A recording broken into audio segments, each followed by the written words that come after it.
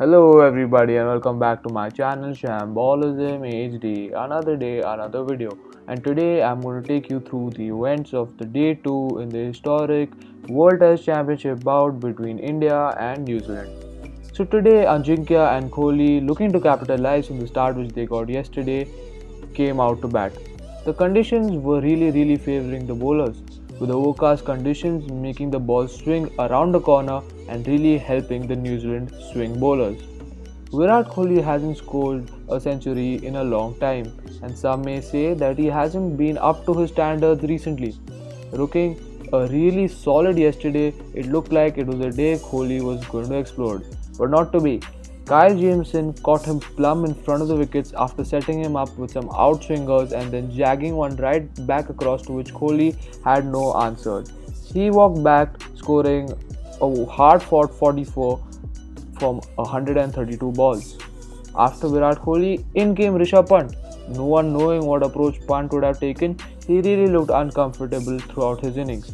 He edged one to the slips with a wild swipe at one outside the off stump, something you're not recommended to do in England.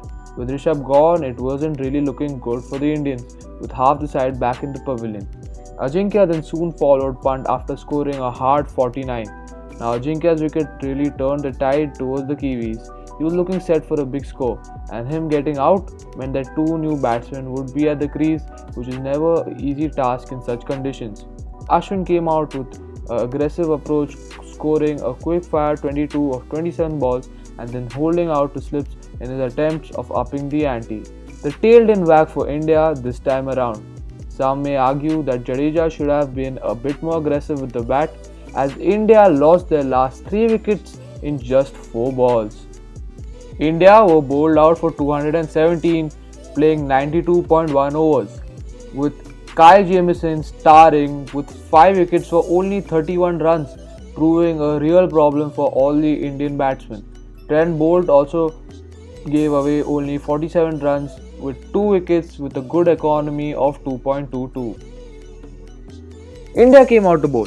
3 fast bowlers, Shami, Bumrah and Ishant, adding a lot of experience to this attack. India also went with their spin king Jadeja and Ashwin. Tom Latham and Devon Conway came into opening the innings for New Zealand, with Conway scoring a 200 in his debut recently against England. New Zealand had an easy start with no real problems. Going along steadily, they had no real issues against the Indian seamers. Maybe the Indian seamers should have bowled a little fuller, inviting the batsmen forward. The 3 seamers were too short, causing no problems to the Kiwis. Shami was probably the only one causing a question mark in the mind of the batsmen. India got their first wicket from an unexpected source, Ashwin, after Watling held out to Kohli, who took a very sharp catch. Kane Williamson then walked out again, having not many problems. Ashwin also didn't trouble him, who has knocked out Williamson many times. Ishant was then later brought back into the attack as the day was coming to a close, hoping that he got some reverse swing. The trick paid off, as Conway, after scoring a half century, gave away his wicket to a ball which was on his pads, hoisting the ball to Shami at mid-on. Ross Taylor came out and the day was called to an end due to bad light. Tomorrow is a vital day in the match. India need to strike early in the hope of restricting New Zealand to a small total. Weather predictions are not very good, as the forecast shows rain interrupting the play. That's it for today, guys. I hope you enjoyed this video. If you did, make sure you like and subscribe, and check out my other videos as well. And hopefully tomorrow India can get off to a good start and take few early wickets. Especially I feel Ross Taylor needs to go early, because I feel as he gets into his innings, it's really tough to get him out, and I feel at the early stages of his innings he is very vulnerable. So hopefully we can get him out, and hopefully we can stop the Kiwis to a very small total and hopefully win this Test Championship. So that's it, and I'll see you in a bit.